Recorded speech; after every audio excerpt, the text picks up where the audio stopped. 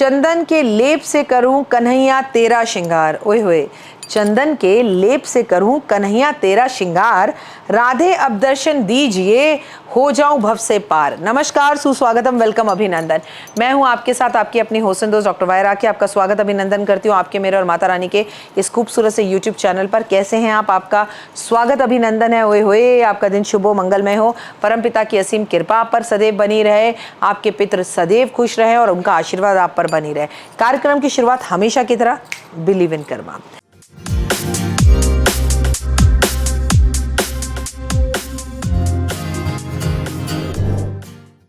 कैसे सावन बीत गया पता ही नहीं चला और भादों के महीने में आ गए। भाद्रपद के महीने में क्या करें क्या ना करें, ये वीडियो मैं अब आपके साथ शेयर करने जा रही हूँ। भादों का महीना जिसमें इतना कुछ होता है भाई, हरतालिका तीज होती है, कृष्ण जन्माष्टमी होती है, पितृपक्ष होता है, जिसमें हम श्राद्ध मनाते हैं, जिसमें गणपति घर आते हैं, जिसके अंदर राधा अष्टमी होती है, जिसके अंदर जो है ऋषि पंचमी होती है। इतनी सारी चीज़ें होती हैं। अगर मैं बोलूँ सितंबर में पैदा होने वाले साक्षात भगवान का ही अंश होते हैं तो अतिशयोक्ति नहीं होगी। भाई मेरे लिए तो होते हैं, क्योंकि मेरी माँ का जन्म सितंबर के ही महीने में हुआ था। और मैं मानती हूँ सितंबर के महीने में जितनी भी कुंडलियाँ हमारे पास आती हैं, मैंने अपने करियर में देखा है, उसमें सबसे ज़्यादा कुंडली मैंने अगर किसी महीने की देखी है तो वो सितंबर के महीने की देखी है।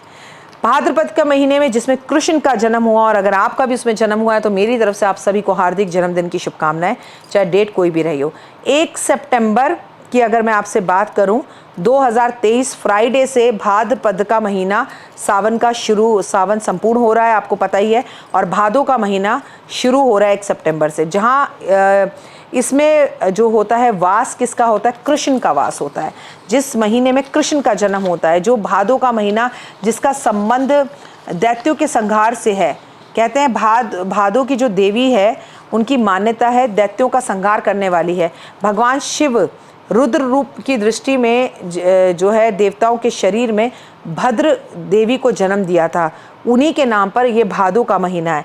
भाद के मास में क्या करें? हिंदू शास्त्र के अनुसार भादों के महीने में गुड़ और दही से बनी हुई चीज़ों का सेवन बिल्कुल नहीं करना चाहिए। ये चीज़ें सेहत को नुकसान दिलाती हैं। तो अगर आप भादों के महीने में गुड़ और दही खाते हैं, आप कहेंगे राखी जी अभी तो आपने सावन में दही नहीं खाने दिया, अब आप हमें इसमें भी नहीं खाने दो। भाई हेल्थ ऐसा कहती है, मैं नहीं कह रही। और ऐसा हमारे यहाँ पर हमारे बड़े बुजुर्ग भी कहते थे कि गुड़ और दही का सेवन हमें भादों के महीने में नहीं करना चाहिए। भादों के महीने में तामस तत्व बढ़ने तामस जो है ना वो बढ़ने लगता है।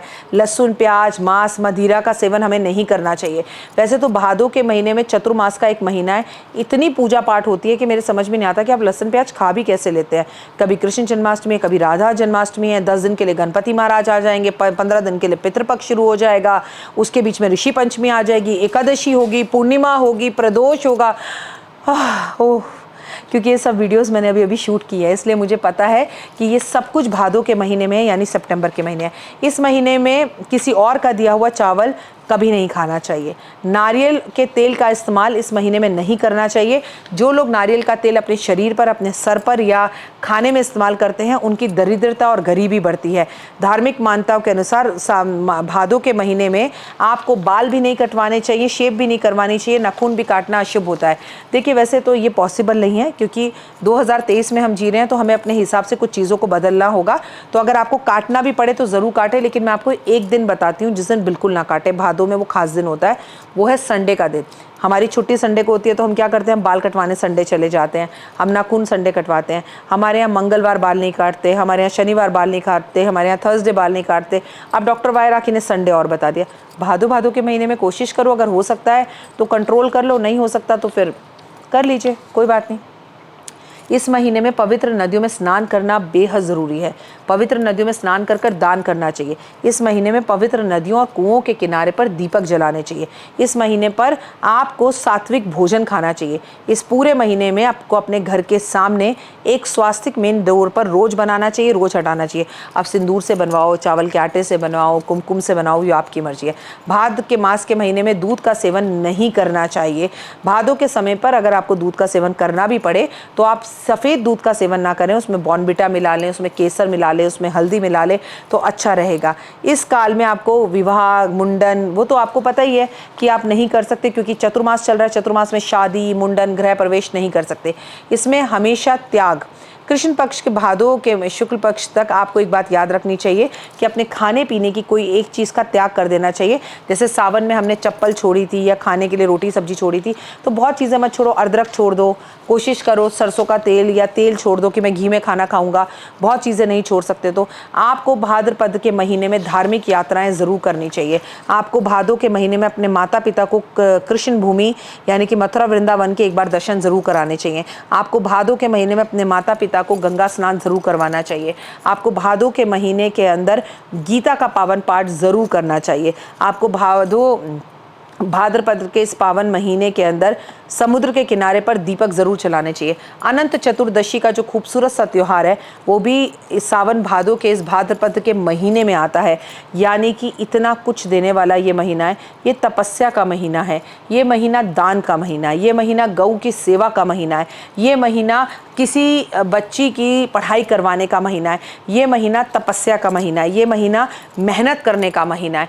भादों के महीने के अंदर धार्मिक यात्राएं, और ख़ासकर अगर आप किसी भी तरह से चार जिसे कहते हैं कि हमारे यहाँ पर अगर हम 4 यात्राएं कर लें अपने जीवन के अंदर तो हमारा जीवन बेहद खूबसूरत हो जाता है। अगर आप केदारनाथ, अमरनाथ जाना चाहते हैं तो आपको जाना चाहिए। बद्रीनाथ आप जाना चाहते हैं तो आपको जाना चाहिए। आपको अगर मौका मिलता है उड़ीसा जाने का तो आप वहाँ जाकर कृष्ण जी के दर्शन कर आएँ तो आपके लिए बहुत अच्छा रहेगा। मतलब 4 धाम यात्रा आप करें तो बहुत उत्तम रहेगा। कुछ करें ना करें, लेकिन भादों के महीने में कृष्ण जन्माष्टमी, कृष्ण जी के वृंदावन बाके बिहारी लाल दर्शन कर ज़रूर आएँ। द्वारकाधीश होकर दर्शन करके आ सकते हैं तो ज़रूर आए। हो सके अगर ये सब पॉसिबल ना हो हर इंसान के लिए तो गौशाला जाकर, वो तो ग्वाला थे, गायों के बीच में रहते थे, हर रोज़ गौशाला जाओ और भादों के महीने में एक दीपक जलाकर आ जाओ। बस इतना कर लो, आपकी ज़िंदगी में ज़बरदस्त चेंज और फ़र्क दिखाई देगा। लाइफ में खुशियाँ होती हुई दिखाई देंगी, लाइफ सक्सेस होती हुई दिखाई देगी, मन आपका प्रफुल्लित दिखेगा और लाइफ में खुशियाँ आती हुई दिखाई देंगी। मैं हूँ आपके साथ आपकी अपनी होस्ट दोस्त डॉक्टर वाया राखी। इस वक्त आप अपना, मेरा और माता रानी का खूबसूरत सा यूट्यूब चैनल देख रहे हैं जिसमें हम भादों के महीने में क्या करें क्या ना करें बता रहे हैं। राधा रानी यानी छोटी छोटी बच्चियों को झूला झुलाएं, उन्हें कपड़े दिलवाएं, उन्हें हेयर क्लिप्स दिलवाएं। जैसे आप नौमी में माता की अष्टमी पे पूजा करते हैं ऐसे करनी चाहिए। आपको राधा रानी को कपड़े भेंट स्वरूप जो है भादों के महीने में ज़रूर देने चाहिए। मैं आपको एक सिंपल सी बात बताती हूँ, याद रखिए भादों के महीने में दान का, हवन का, पूजा का, पाठ का, मंत्र जाप का बेहद ज़्यादा महत्व है। इसमें से कोई भी एक चीज़ करिए पर ज़रूर करिए और अपनी ज़िंदगी में बदलाव देखिए और खुश रहिए, लड़ाई झगड़े से दूर रहिए, गुस्से पर काबू कीजिए। और सितंबर का महीना जब आपके पितृ आए, पितरों का आचरण 15 दिन के लिए जादुई चमत्कारी रोटी जो मैं बनाती हूँ वो जादुई चमत्कारी रोटी अपने पितरों के लिए ज़रूर बनाएं और हो सके तो भादों के महीने में मछलियों को खाना भी ज़रूर दें। कमेंट्स में जय माता दी।